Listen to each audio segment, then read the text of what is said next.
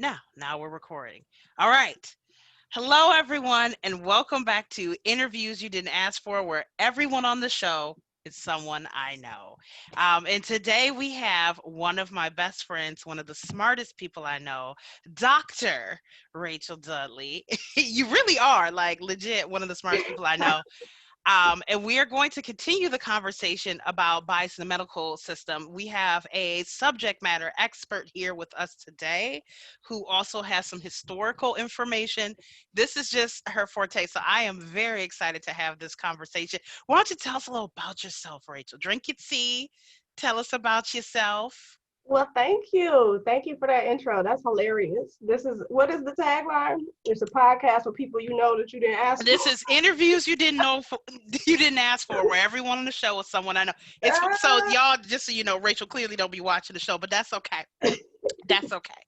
So tell us about yourself. yeah, so I'm Rachel. I'm one of your best friends since we met in undergrad at Grand Valley State University and had to respond to some mildly put bias incidents that were occurring on campus, but many of them were qualified hate crimes. Yes. And that's how we forged our friendship all those years ago. And then for better or worse, decided that I was going to pursue a career in the academy and become a college professor. And so that's what I did. I was a McNair scholar, a proud McNair scholar in undergrad. Side note, I just found out that, what's this woman's last name, Krug, who Oh affected yes. Afro The Latinx the new identity the new Rachel Dolaz. 2.0. She feigned using that identity to get into McNair. So that was particularly hurtful. But anyway, Interesting. She so I could was have got into McNair without pretending to be a person of color. yes, if she met the other criteria for income. But so anyway, so I did that work, and then in grad school, we'll make this a long story short. I was always interested in topics in either the social sciences or the humanities. I ended up being in sociology with a minor in women's and gender studies. Couldn't Hmm major in it because hmm we didn't even have that option. But after McNair, I ended up just pursuing it 100% and ended up at Emory in Atlanta where Jazz used to come visit. We got It's a the lot turn of fun up. stories from those times. And then I was trying to settle on a project, right? Always have been interested in like intersectionality and health because I myself am uh, type 1 person with type 1 diabetes, queer identified, masculine of center identified, yada, yada, yada person. So I was always interested in intersectionality and health. And I came across this book that actually before we started recording, Jazz was just talking about. Hold on. Let me see if I can. Medical apartheid, where literally, because what I was saying to her is you can open this up to any page and find just really horrifying information. Like I literally opened this up to a page that was talking about the use of radium with Black people because they they started to see. I can't say if they really proved it that it could turn skin white. So experimenting with Black folk to turn their skin white with radium, which burns your skin, all to approve, improve on Blackness. But anyway, we gonna get into that. I don't want to go that, but go ahead. Medical apartheid. Yeah, that was my point. And you literally can open it up to any page. So that was 2000. Well, that book came out in 2005. So it had to be maybe a year or two after that when I started looking at these issues. And again, the first page, I'm gonna open it up. The first page, how Harriet Washington, who's a medical ethicist and journalist, actually, how she starts that book is with the story of the statue devoted to James Marion Sims that was until very recently, that was in New York's Central Park, and actually in a community of color in Harlem. Um, and she explained that I had heard this before through my mentor at Ohio State, Dr. Rebecca Wanzo. But I started to learn more about the experimentation on these three women. Now we only knew, actually, I think that only mentioned one woman, Anarcha, but I could be Mm-hmm. wrong. So we have 3 first names of the women that he experimented on. Now this is becoming more widely known as a story. So they come to us in history by first names only, obviously, as the politics of naming and personhood and slavery would go. But we find out that he is known as the father, by many, he's known as the father of modern gynecology. And he was able to get that title and perfect techniques that allowed him to be internationally renowned medical authority. And this is a shift from birthing practices in the US South and in general that would have been the domain of women, midwives, Black women, root doctors like the grandmother on the plantation, et cetera. And then we begin to see this shift to white male medical authority in the domain of birthing. And so I just became fascinated with this story. She starts this whole book, and mind you, this is a book that you see how thick it is, right? Yes. It's a book about experimentation on Blacks from colonial times to the present. And it's like a 500-page book, just so folks know. It's 500 pages. Longer, right? So that took me down this rabbit hole of exploration. Can I find out more about these women? What are the implications that still stay with us in the 21st century? What were the scientific and medical beliefs at the time that allowed them to justify this behavior? And just that became my area of focus. I also looked at not only what happened, but I was curious of what happens when you place the women at the center of the narrative as opposed to James Marion Sims or any of the other medical men. And that was my focus. And could I find out more about them and their stories, right? And then also the artistic ways and the cultural ways in which particularly Black women, women of color, feminist scholars, medical ethicists were talking about this history and shifting the focus to the women who we've started to call the mothers of modern gynecology in certain communities. So there's a lot that we could talk about. Yeah. And all of that makes me, as you're talking about that shift, because what also shifted was the, and this is what Ebony and I were talking a lot about, the death rate for Black women who have given birth or are giving birth, and for the infant mortality.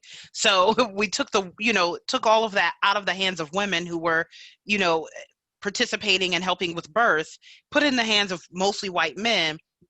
And suddenly women are dying, children are dying, and no one's questioning. A matter of fact, they're pushing back against people who are trying to return to those other practices. So, like the hospitals are not happy about home births. And I think there was a story going around recently about a Black woman who had a home birth. I can't remember what happened. I think she didn't push out the placenta, something. So she ended up going to the hospital. She was in pain. They gave her some pain medication. They kept her there. And then they reported her to CPS saying that she had drugs in her system. She was doing drugs. So this became an open case. All of the stuff, all of it, to make this short, is the drugs that were in her system were the drugs they gave her in the hospital. That's not what they put in the report. They just said there were drugs in her system. So someone had to dig around. So of course now she's like, dealing with CPS and the possibility of taking her baby away, all in the midst of this. And, there's, like you said, there's so much. Ebony and I did talk a lot about, the issues with Black women in birth, but I will talk about some other biases, like, To that point, though, if I may, we are, as Ebony and you all discussed, we're seeing rises in Black maternal mortality, infant mortality. The U.S. has a high rate of infant mortality, more so than other advanced nations, but and that has to do with the structure of our medical process, our healthcare. But we're seeing some pretty alarming statistics about Black maternal mortality right now in public health and stuff like that. And the why, it probably, a lot of it is medical bias. And being seen as, and it cuts across class lines too, which is interesting. So we can think, for example, of Serena Williams Yep. experience. You remember that one? Beyonce too. Beyonce too. That had almost slipped me, but these high profile cases of women who have access to the best medical care in the world through their class standing are still perhaps not heard in medical context, or not believed about their pain or the symptoms that they're experiencing. Mm-hmm. So we are seeing a lot of that in the literature. So let's talk about pain and the perception of pain. Like, I guess I really want to hear just any historical things you have. Like, how did we get to where we are? Where, and it's women in particular. Definitely when we start to break it down, and with intersections of race, but women in particular are not believed when they express pain, and Black people in particular are not believed when they express pain. Where does that come from?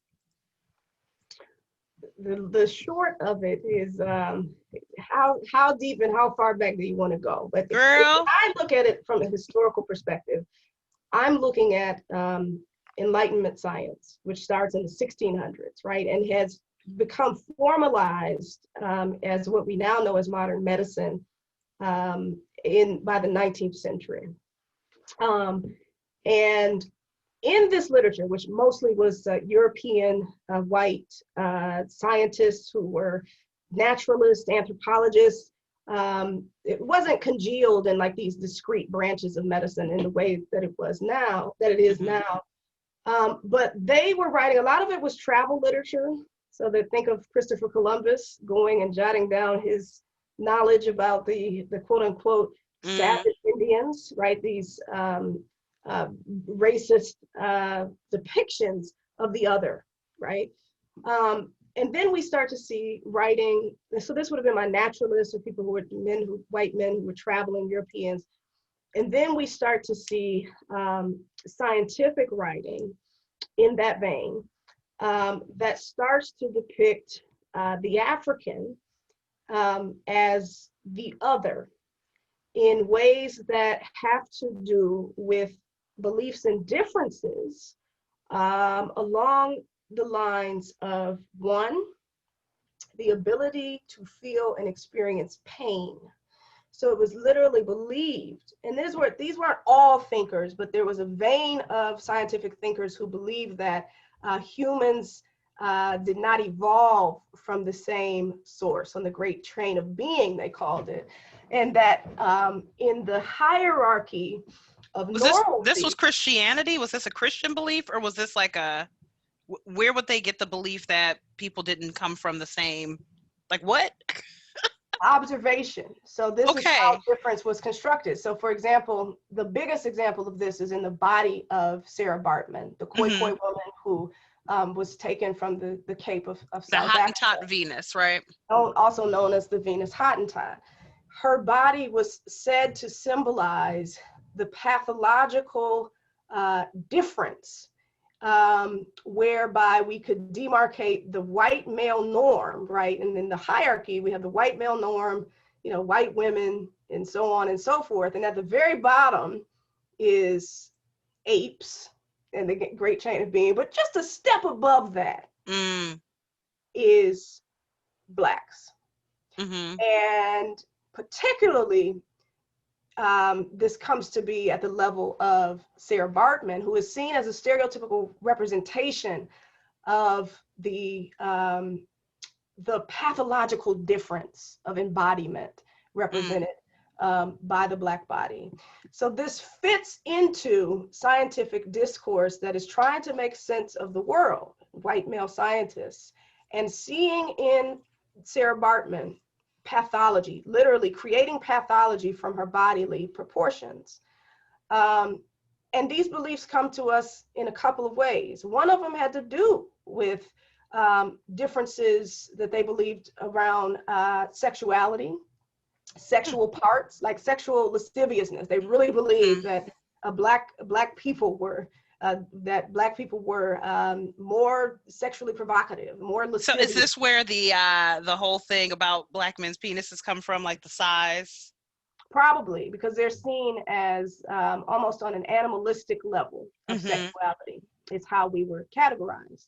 And this comes to us in the medical writing. You can literally read it, of the time, right? And so people like famous physicians, George Cuvier, famous scientists of the time, were writing about this and trying to make sense of the social world, right? Um,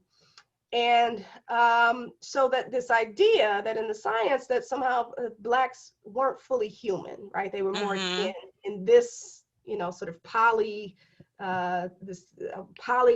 I think they called it, idea of race, that we came from different sources, that we had different types of humanity, and some of us were lower on the rung than others. And so this is how the process of scientific and medicalized othering starts.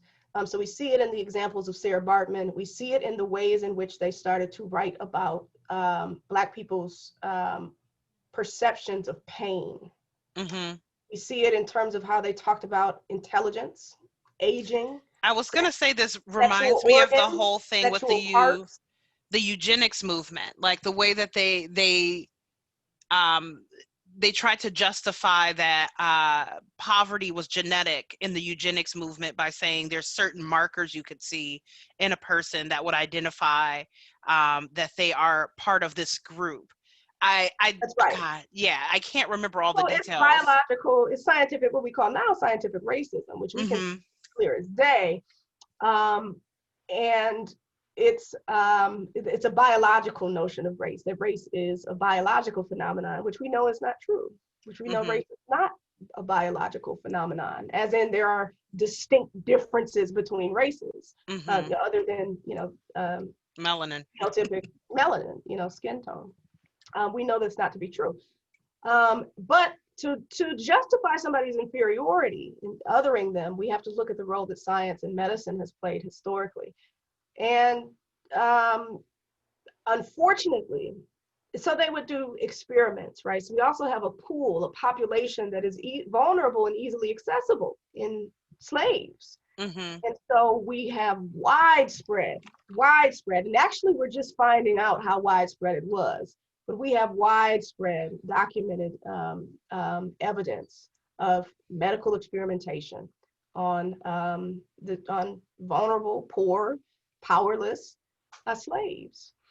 Particularly, I was interested in gynecology, in development of gynecology in this story. But yeah, and so the idea is that if they are, it also had to do these theories with ideas about ability to bear children. That the Black body is somehow, the Black woman's body is somehow more suited to bear children. Well, of course, because I think a lot of Black people carry some of that on too, like some of these stereotypes, especially about things like that. Yeah, and then they still, where do we still see this, right? And there's not a clear line, but where do we still see this? We still see it in underprescribing of pain medication for Black and Latinx women. We still see it in those contexts, particularly around experiences of pain. And there's research that also suggests that the Black folks articulating their experiences of pain are not believed in the same way that non-Black folks are. So it's a particular kind of anti-Black racism. It makes me think of a couple of things. One, the first thing that makes me think of is how, not just physical pain, like in a medical sense, but just the pain we experience as Black people is not believed. So yeah, the time we're in right now when we're talking about issues and how we feel around the just general racism everywhere, and getting folks to believe that those things happen and that those things are impacting us negatively.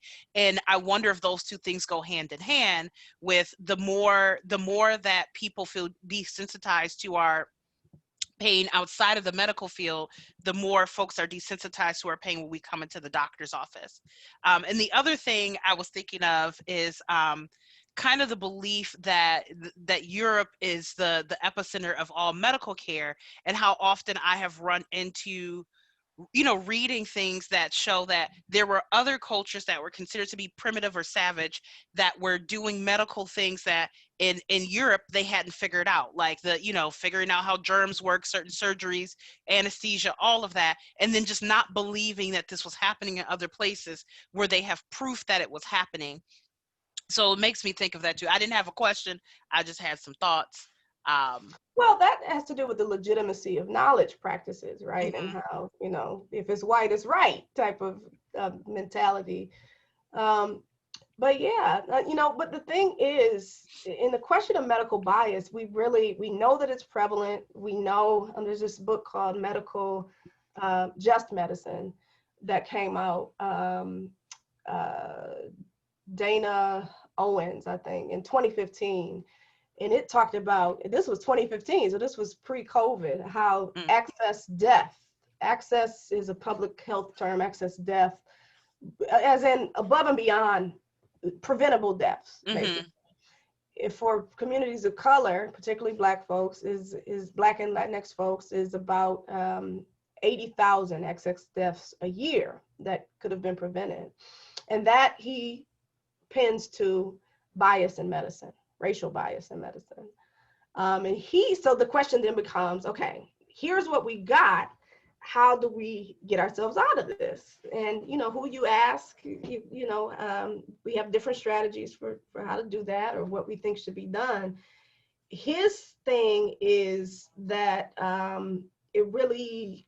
we're at a loss for trying to do it using dialogue and Mhm. using sensitivity training and stuff like that. Doesn't seem to be I working. was gonna ask, is it cultural competence? I'm thinking of how many times just our lack of cultural competence can. I had a conversation with someone from the Red Cross the other day, and she was talking about how often there are fires in areas. This is what she said. I can't, I'm not verifying this is an issue, but fires in communities, Middle Eastern communities, and how often the volunteers are kind of put off by the fact that people in those communities are not prepared or shocked. They're more like shocked by the fire and don't know what to do with it.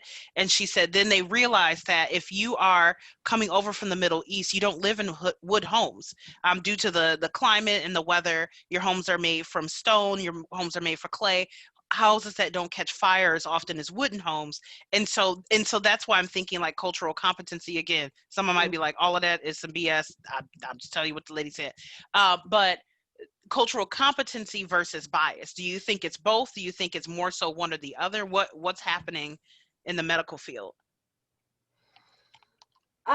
Do I think it's, I mean, sure, of course, I think it's both. And I also think that there are, I do think it matters. I'm not one of these people who say I don't think it matters if we have training or dialogues about intercultural competence, self-awareness, But and that's just not the end all be all. sensitivity.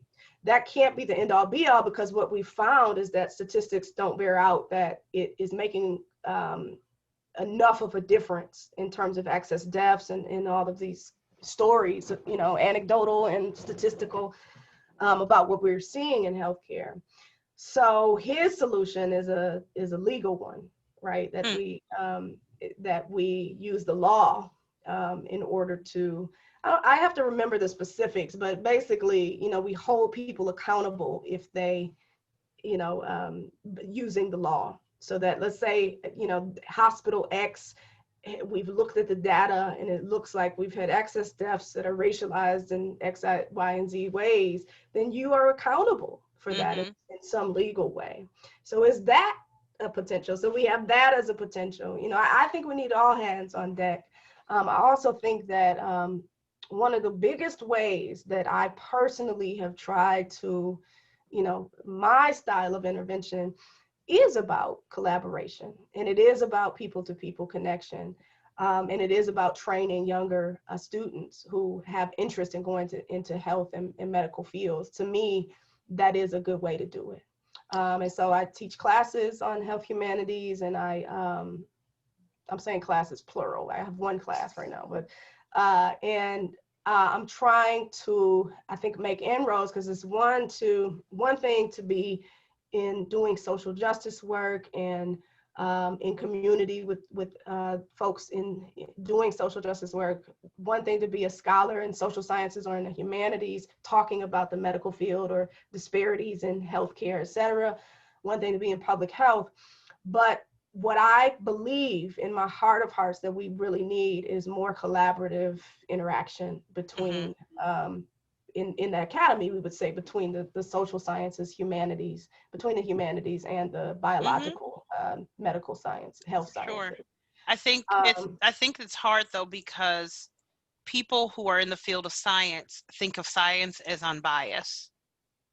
Right. Like, you can do it, you can Some prove of it. them do. Some of them Yeah. do, because we got feminist science scholars who have been questioning that notion of objectivity for But like decades now. doctors, I think doctors see their work as non-biased. I'm going in, I'm looking at the symptoms, I'm making a decision, and don't even see the things. Like, to me, if you go talk to a surgeon, there's a greater chance they're going to recommend surgery than if you talk to someone who's not, like that's their specialty. Yeah. So I don't know. Like, I feel like some of it is getting scientists to look beyond like numbers and boxes. Does this fit the boxes? Then yes, and these are the things you do. Right. And so where do we do that? Do we do that in as the medical humanities would suggest, do we do that in medical training, in the process of medical education for doctors, that they should be required to engage with the humanities or engage with training on cultural sensitivity and things like that, or intercultural competence? Where do we make these interventions is, I guess, the thing that's up for discussion. Yeah, and it sounds like there's a lot of places. I have no background in this, so no one needs to listen to me. But I'm also thinking about, the idea. I feel like with medicine is you look for certain things, and that's you're not used to looking for a gray area or an outlier. So, people who are like, I kept going to the doctor. They kept telling me nothing was wrong because I didn't fit all of these descriptions. I fit this one thing, but no one looked into it, because it says that this only happens mostly to Black people, and I'm not Black, or this is more prevalent in this community, and I'm not part of that community. Because it also makes me think of, because you were talking about racial bias and using the law to hold doctors and just the field accountable. But what about other biases? So like, what do you do around gender bias? What do you do around, like, just any other bias, with ability? Because I feel like those are the same things that come into mind of like, well, you don't really fit this, this is something that happens to women, but I'm a trans man, and so therefore do I fit? How are they looking at that? Those type of Right. things. Yes, brilliant. I mean, especially for reproductive healthcare for our trans community. Yeah, that's a question of just intercultural competence. Can we have a basic level of a basic attempt at intercultural competence, and recognizing that it's not just MDs, with personal bias, that we all have what they call, I really hate the term blind spots for obvious reasons that have to do with ableism, but that we all have personal biases. Now, we all don't have the same authority, and the Right. consequences of those biases aren't always the same as they would be, in the case of medical authority. But I also want to give a shout out to the MDs, to the doctors who do get it, and who are trying. And, for doctors of color, nurses of color, particularly Black and Latinx doctors and nurses of color, they're in a particularly interesting spot in all of this. And so we have cropping up groups on campuses and stuff like that called white coat, different factions of white coats for Black lives. And so some of the questions they're grappling with is, is it enough to be medically competent, physiologically, the body's physiology and what can go wrong in terms of disease mechanisms and so forth, or is that the domain of public health Or is that the domain of medicine to be responsible? So the question would be, and we would have to ask an MD this question, but the question would be, what role should doctors have in addressing and eliminating healthcare inequalities? That's a big question. It's a very big question, and I'm not a doctor, so I guess I don't have to answer it. That's that question. I just talked to one of our med students, and we did a similar Zoom interview, and she was reminding me of that story of, the MDs. Let's say you could use any group of people, but MDs are downstream and they're noticing all of these babies floating by. Oh my God, there's a baby. And they go to grab the baby. Whew, we got it. And they look up and there's more babies. So let me grab all the individual babies that are floating downstream. And one person heads upstream running. Where are you going? Going to see who's throwing all these damn babies in the stream. So, is it the domain? Is it the idea that it is other people who do that work, that it's the public health folks who do that work, or the sociologists who do the work of measuring and studying inequality? Or, is it in the clinical encounter that we overcome these issues? You brought up, I guess when we were talking about this, I just think about hospitals and I think about doctors, but there's health officials, there's Wally World. He's not a health official. That's just my friend. He is though. He's a assistant therapy dog. He's giving me very relaxed vibes right now, so it's working out.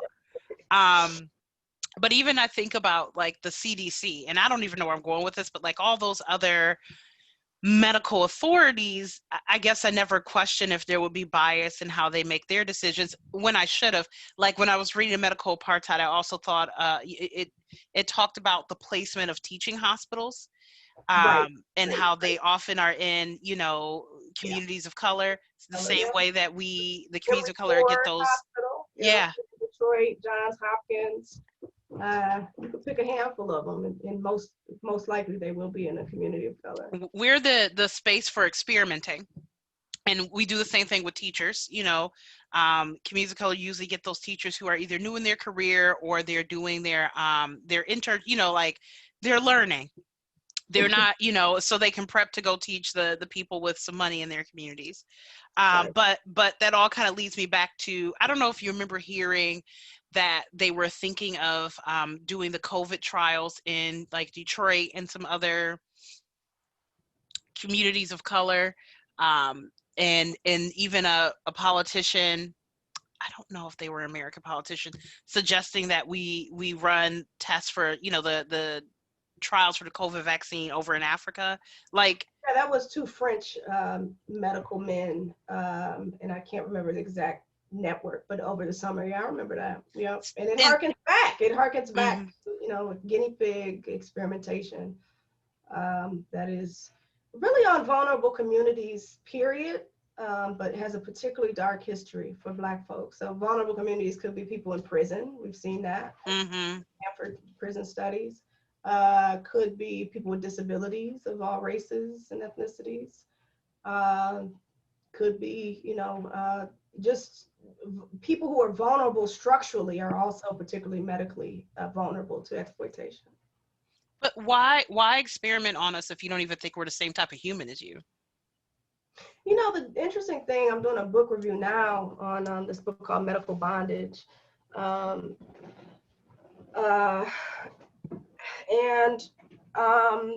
it's hard to, that's her precise point, is the contradictions of how can you on the one hand, as 19th century medical doctor, be believing in racial pathology, biomedicine, biological differences in terms of race, and then at the same time be looking at the exact same anatomy and know that there's no anatomical differences, and at the same time be using these bodies in order to in service of larger humanity. So the contradictions in that, but really it's about power. It's about the power, the ability to do that. And what we're starting to see, and scholars like Dorothy Roberts and folks like that, Troy Duster, these kind of folks, they're very worried about what's happening in research right now, where those old historical notions of a biological reality of race are Mm-hmm. reemerging in Mm-hmm. some research projects where, for example, you would have, should we create medicines that are specifically for black folks, like Vital for heart disease, I think it's called, I've never or heard of that. Wait, what is this? these medications that are racialized. And so the controversies around that, and do they help this community, or are they reinscribing these What would be historically? different about it other than the marketing? Nothing. Nothing would be different about it. But the idea is that we see disparities in terms of heart disease in the Black community. So therefore, the pathology must be located in the body, not in the social structure. And we need to target it at that particular community because Huh. they're experiencing higher rates of heart disease and death related to heart disease. But what we see, and this is what these scholars like Dorothy Roberts, who wrote Killing the Black Body and stuff like that, they're warning us to be careful, that we're starting to see some research in medicine that is sort of reifying these old notions of race as a biological phenomenon in targeting different medicines and stuff like that. How is that even getting through though? Like, how is no one being like, hold up, that sounds kind of racist what you're doing? Vital Like is the the one. IRB board, like, like seems And racist. that's a good point, because out of these dark histories comes, stuff like the IRB and these commissions that, Tuskegee and all of these dark histories that are talked about in medical apartheid, presumably, hopefully, have brought us to more ethical considerations. But one area to look that up would be the prescription drug Vidal, if folks were interested in learning more about that. But I've never heard of that. So it's just marketed to yeah, Black people, but it's just as a regular. racialized medicine, yeah, right. Okay. All right, I'm gonna let that simmer.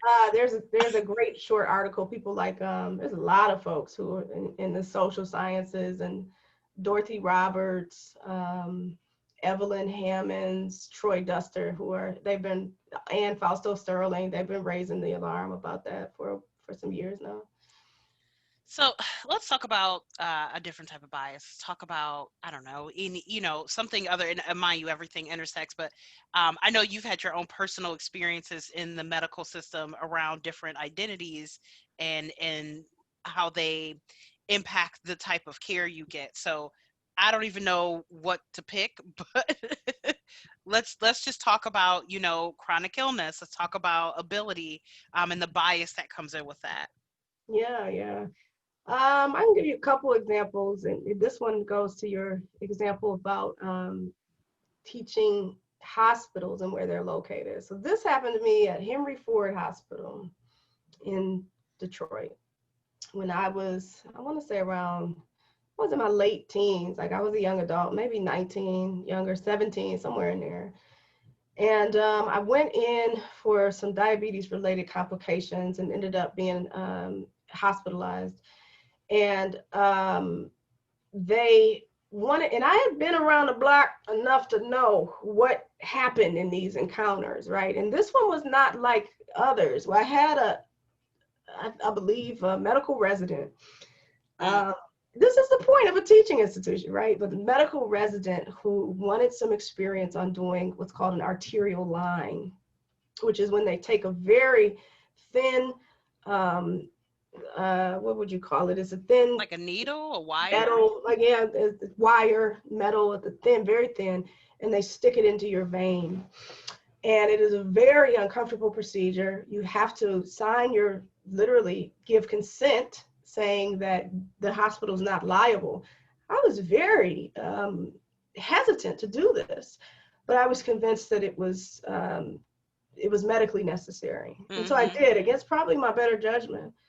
And it happened that they weren't able to do it successfully. There were about 5 or 6 unsuccessful attempts to get it in my arm. I'm bleeding everywhere. he's not able to do it. I called it off. I said, no, you can't do this.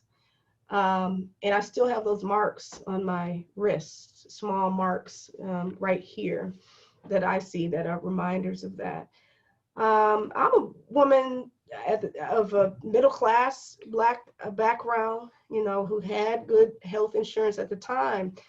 And I was in the context of inner city Detroit, Henry Ford, who does great work, you know, but it's a teaching institution. So it reminded me, as I learned later, like what else is happening, you know, to people who are being, consent is an interesting question there for me, right? So if how does consent work in those contexts where you're believing the medical authority enough to say, okay, you know, I trust you, but it is not medically necessary in the procedures, but they're meant to teach others about how to do it.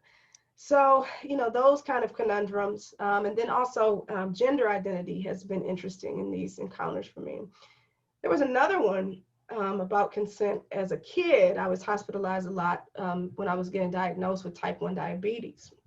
Type 1 diabetes is an autoimmune condition, lifelong chronic illness that can be deadly, but can be managed with insulin therapy and carb counting and a whole bunch of stuff.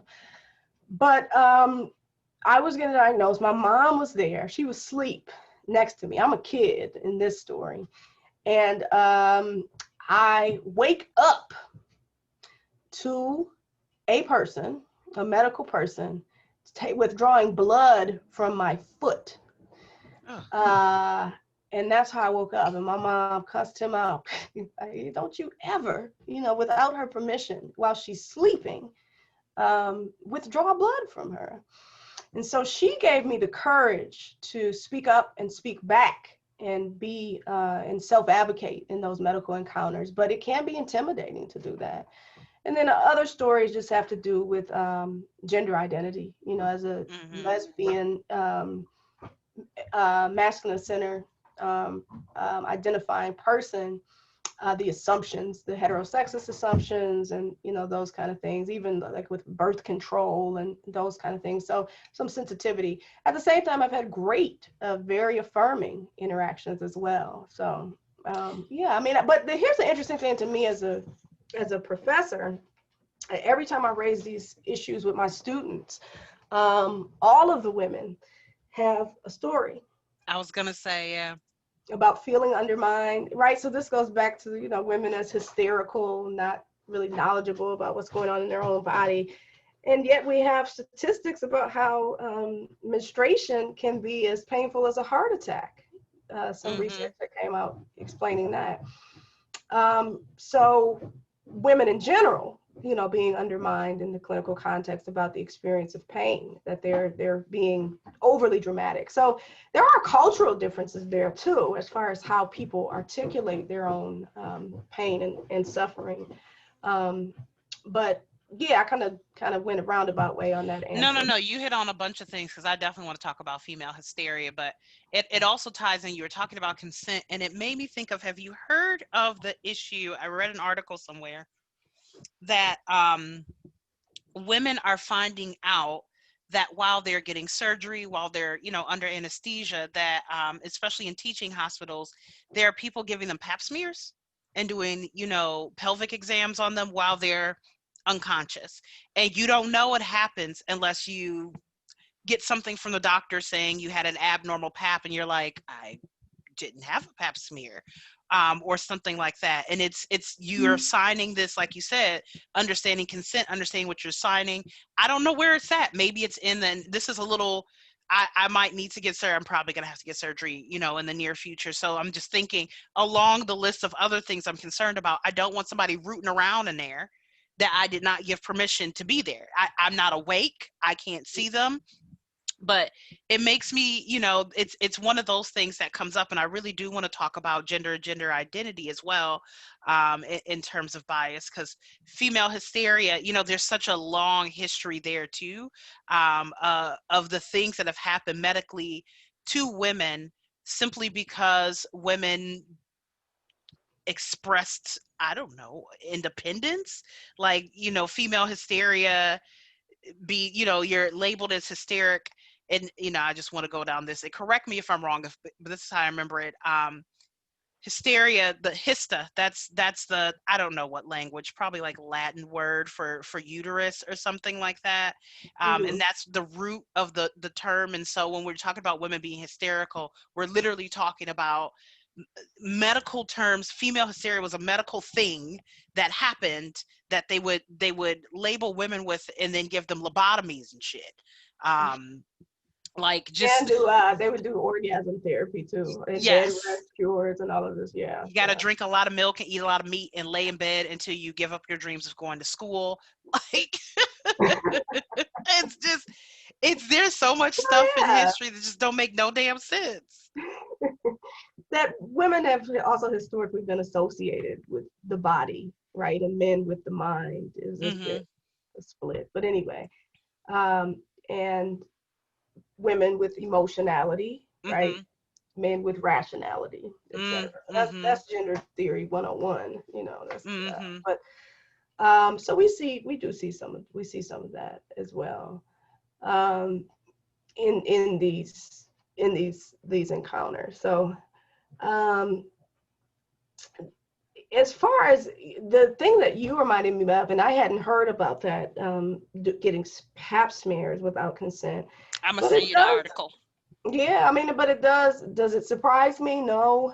It harkens back to forced sterilizations and the alarm bells that reproductive justice, feminists from a reproductive justice lens have been talking about, women of color doing reproductive justice work, like Loretta Ross and stuff like that, where there were, or even Fannie Lou Hamer, who gave us "I'm sick and tired of being sick and tired." A lot of people don't credit her for that quote, but civil rights worker in the 50s, Fannie Lou Hamer from the South, who had a forced hysterectomy, forced sterilization. So how like that, I don't know a whole lot about. What so how did that happen? And is it because I feel like there's a whole Hotep thing about Planned Parenthood, and so I just both of those just in that area. Yeah. So how did we end up in that place where they were forcing sterilization? And then can we address the whole idea about Planned Parenthood? How did we end up in that place? Your earlier term, some eugenic impulses. Okay. This, ideas about who is allowed to propagate. Yeah, because I did hear they were forcing sterilization onto poor women so that they don't continue to create poor children.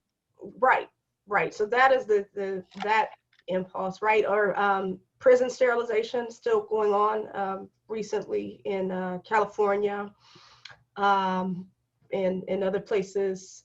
So we're still hearing those stories. So again, what are the communities that are structurally vulnerable? And then look at the ways in which they've also become medically vulnerable. How are they justifying that in prisons? Like, we don't want you to make any more children because you've done time? Yeah, basically it's a you don't deserve to have children, right? You don't deserve. They don't do this to men. No, not in the same ways, but you don't get forced, And it's easier and reversible to sterilize a man. Yeah, same thing of why birth control is considered a woman's issue as opposed to the sexual reproduction. That I understand, only because there's the belief, which I can't say I disagree with, that men are not responsible enough to actually take. Like, I just wouldn't trust a man who told me he was on birth control. I wouldn't. Like, did you really take it though? Did you take it every day? Right? Because should we have more male birth control so the onus is on everybody? I think we should, but I don't think anybody would trust. It's one of the things, and I can't say it's proven, but men don't take their healthcare seriously. They wait for their partners to tell them they have an STD, for instance. Like, they just wait for someone else to tell them that something's wrong. And so will they actually take their birth control? Because if that's the case, they could go get sterilized because that's reversible. but instead they just complain about child support. I'm not gonna get on that soapbox this afternoon. But Made advances though in male birth control, but yes, they didn't go to market because men said that they didn't like the side effects. right. But then that came along. But anyway. I'm not gonna comment. But your question about the Planned ties Parenthood. between hotepery and Yeah. Planned Parenthood. Well, Planned Parenthood does great work, point blank, period. I mean, they're a partner in communities for access to reproductive health care of all varieties, not and just education, prevention, family planning, STD screening, like they do it all. I mean, breast cancer screening, I mean, they do it all. And so, but reproductive health often gets zeroed down into abortion only, which it is not. But the hotepery, is that what you're asking for? Like, why do we? Yeah, because there's that thing they said, I can't think of her name. The person who started Planned Parenthood, really, she was trying to kill all the black Well, babies. Margaret That's what it was. Sanger, yeah. Yes, Well, so she that's was her. a eugenicist. So we have Mm-hmm. people, word that we value. All your faves are problematic, particularly from the 19th century, let me tell you. For real, yes. But yeah, Margaret Sanger was a famous eugenicist, right? So she believed in the use of birth control, which we have to remember was developed, and actually they were called Comstock laws. So you literally could not in public say anything about birth control by penalty of being jailed. I did not know of this. Yeah, so they had to be clandestine. So Margaret Sanger, one of the ways she justified the need for birth control is in saying that we need population control for these immigrant communities, of which she was talking about the Irish immigrants in New York and folks like that, right? The Black Irish who had come from the European potato famine and immigrated here, but were socially and structurally denigrated, poor, working in factories and stuff like that. And so Margaret Sanger, who's associated with the founder of Planned Parenthood, would say that would be part of her justification. Like, let me think about politics, right? So the politics of the day, where I have to convince the public that we need access to birth control and that it needs to be more widely available. Look at who could benefit from it. This community of out of control immigrants who so you can see the nativist anti-Irish sentiments and anti-immigrant sentiments in those early days, particularly for Margaret Sanger. And so it's complicated, but any good feminist historian or feminist scholar in reproductive justice or whatever, or anybody on the ground doing movement work knows the complexities of that history, and Planned Parenthood itself knows the complexities of that history. But so I think that's what the hoteps are interested in. Because they boil it down to the whole point was to kill black babies, and now they're still trying to kill black babies. Y'all need to keep having these babies. You get a shorthand where you get a shorthand of, they must be trying to kill black babies. But we also have concerted efforts to convince people, like there were billboards, that conservative billboards that would say stuff to that effect. That abortion is killing the black baby, that's killing black families, etc. As opposed to a legally protected right to control one's own body, but the framing was different. So I think that's why some strange bedfellows come together. Hold on 1 second. Hello? I'm still here. You didn't add somebody else? I did. Oh, there we go. Okay. I clicked something. I told you there's no stop and there's no ending, so that's just we got what we got. Look. It just happened. So I think that's kind of what you're talking about, the strange bedfellows between the hotep black men, so to speak, stereotypical as it may be, and the conservative sort of Christian pro-life groups. Yeah, pro-life groups and stuff like that. So yeah. Okay. Well, I try to keep these for to be like an hour. So I have one or two final things. I want to talk about gender identity and bias and experiences in the healthcare system, because Ebony and I didn't touch on that, but I think that's to me the other bucket. There's there's race, there's the experiences of women, but just gender identity in general in itself, I think is that, I don't want to say it's the new area, but it's the area that I feel like people don't talk about a whole lot, but it's getting the most push to be like, we need to do something else. Right. Yeah. I mean, the area where I'm most for gender nonconforming people, it's always a sort of you have to negotiate, right? So you have to and you have to decide, you know, where to get the care, Mm-hmm. and yeah, how to negotiate those encounters, I'll say. So I'm particularly interested in this for trans identified people and how, and their experiences in those clinical encounters, whether or not they're gender affirming, right? Do they use the correct pronouns in addressing folks by their gender identity, their preferred gender identity? Or do they say disrespectful things or not, Mm-hmm. acknowledge those preferred pronouns? So do they feel affirmed when they are in those encounters or not, right? And, the competence to deal with, let's say the complexities of reproductive health care for a female to male trans person, Mm-hmm.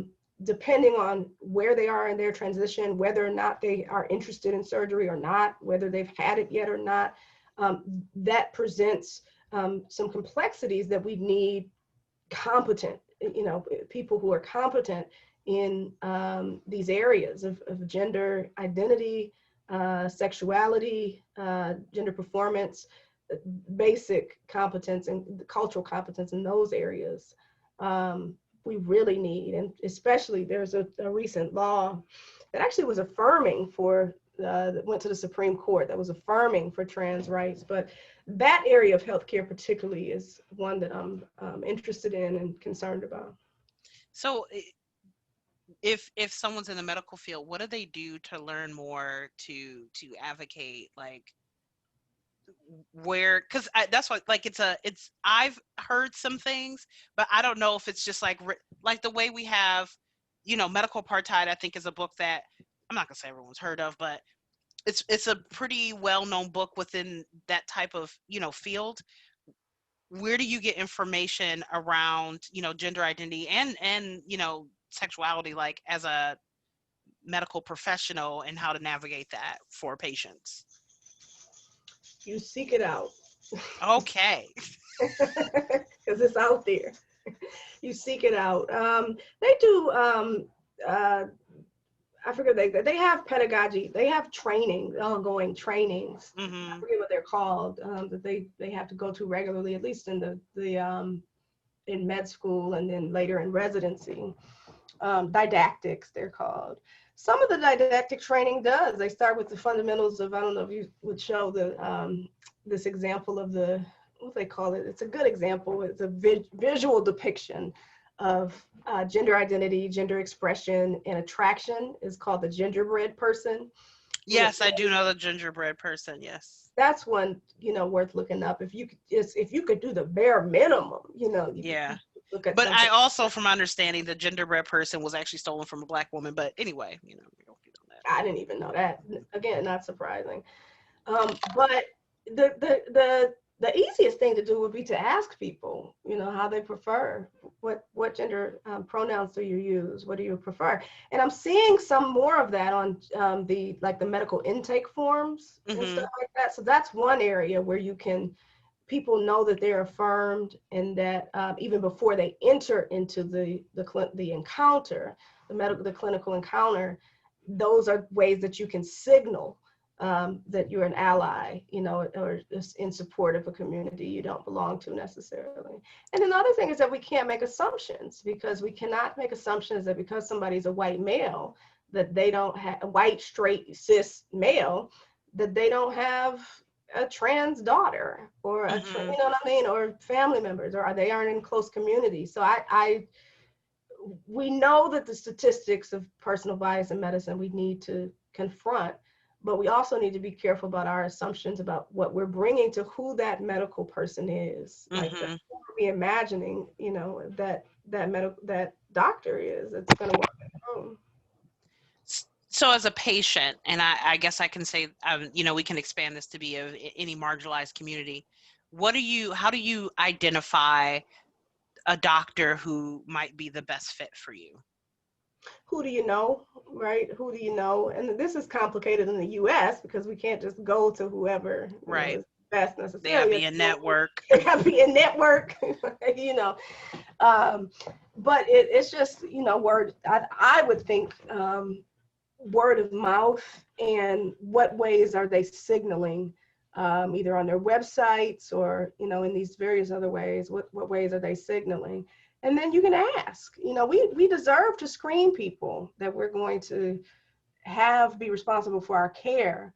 So you can ask questions like, have you worked with somebody who identifies in X, Y, and Z ways? Are you comfortable with that? I have to ask people that if I'm not going to see a specialized endocrinologist for diabetes care, then I need to know, are you comfortable handling, you know, as a general physician, are you comfortable handling someone with type 1 diabetes and being responsible for my care? Have you done that before? How many other type 1s are at this practice?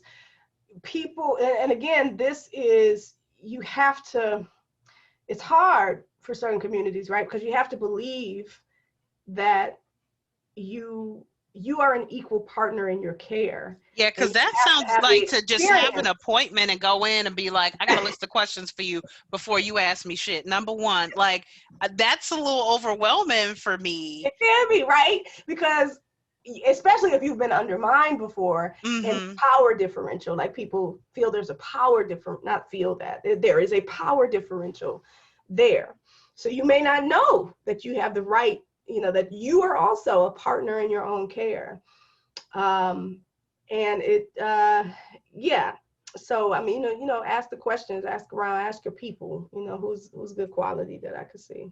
So And finding a you do doctor have the is like, right to ask questions too. yeah, finding a doctor is like, you know, just any other relationship is what it sounds like. Like you both need to match. I think it would do, you know, doctors a service if it was just an already set part to have an interview so we don't waste each other's time, because I might get there and be like, nah, this ain't working, and decide to go with a different doctor. But just making sure, because I'm thinking of, I'm not someone who does interviews, but I will question, you know, different parts. But I also, maybe it's in my head, maybe it's just experience, I get the feeling that maybe it's not always appreciated if I come in like I've done some research and here's some things I'm thinking, Right, right. and they're like, Yeah, because everybody's an expert these days that mm-hmm, went on MedMD, and now they know, you know, and so they get a little bit perturbed because they do have the medical knowledge that they went for 12 years to get.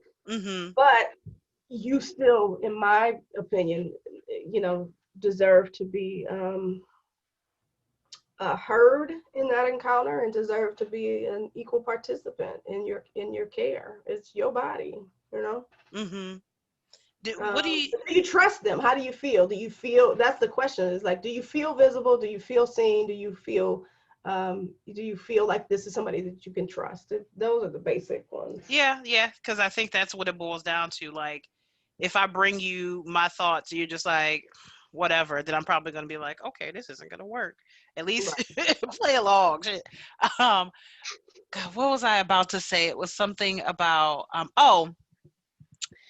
what are your thoughts on something that I know Black folks do sometimes when they have to go to the hospital, when they have to go for something important medically, um, somehow letting the doctor know that they are a person who has a good job and a family and a degree, and they do, you know, like basically, for lack of a better word, to show that their life has some value. So please don't fuck me over in this surgery.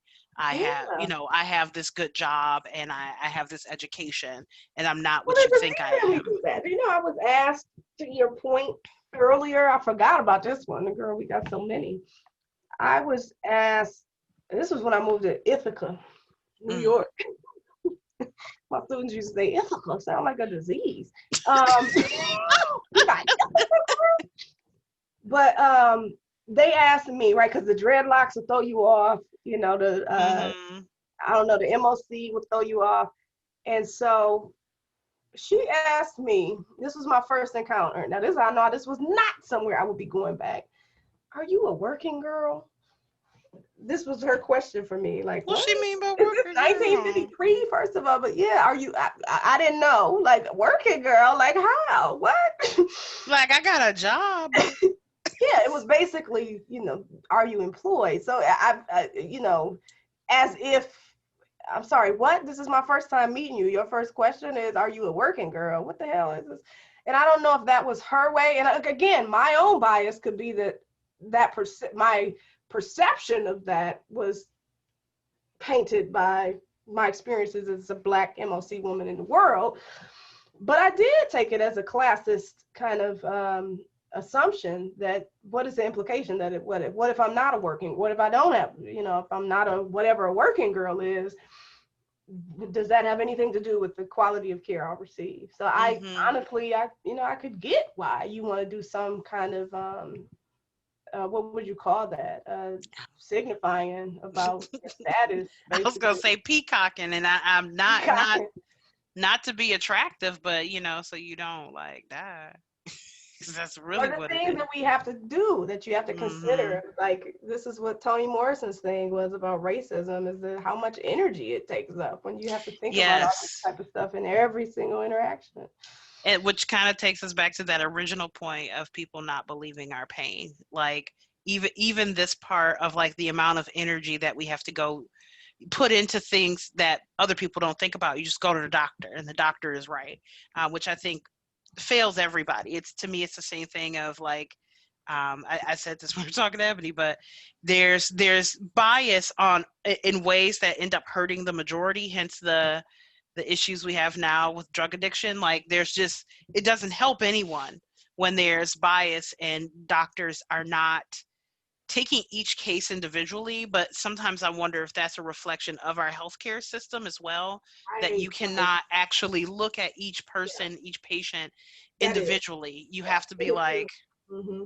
And if you talk to doctors, they'll tell you the same thing. So they also feel that their hands are tied by the structure of American healthcare, mm-hmm, the way that the system is sort of set up, the insurance system, stuff like that. And so they often feel like their hands are tied, or that they're doing all this administrative work, that their time would be better spent doing other things, administrative work, dealing with insurance and mm-hmm, stuff like that. So in many ways, I think what I've learned actually recently, I will say this, as I've begun to go from somebody over the last probably decade, I've gotten more and more in collaborative community and conversation with actual physicians. mm-hmm. And so it's been insightful to have those conversations that aren't just from the outside looking in, but is more, what exactly is going on there and how can we bridge those divides? That wouldn't be everybody's work, but that's my work. And we each have to start where we are and how we feel like we can make a difference. Well, it sounds like it's two sides definitely of what you can do as a patient, what the medical field can do, and then there's a third side that I have no faith in, which is, the United States of America getting their shit together. So God bless I'm gonna America. let that dream die. That's just raising in the sun. So, Lorraine Hansberry, by the way, she was a lesbian. She was queer. Let's just put it that way. I didn't know that. I Yeah. did not know. Well, I'm looking at the time. I think we're at just about an hour. My mom always tells me I need to make these shorter, so this is my attempt. I know there is 1,000 other things we could talk about in terms of the medical field, but I'm gonna leave it at this because this is really a part two. But I want to thank you for coming on the show. Don't hang up. I'm gonna just wrap this up, and then we can chit chat afterwards. But thank you everyone for listening and watching another episode of Interviews You Didn't Ask For, which I guess now I have a cadence of every other Sunday I'm posting a new video. So be on the lookout as I do more until quarantine's over. All right. Well, that's it. Thanks, everyone. Have a great evening.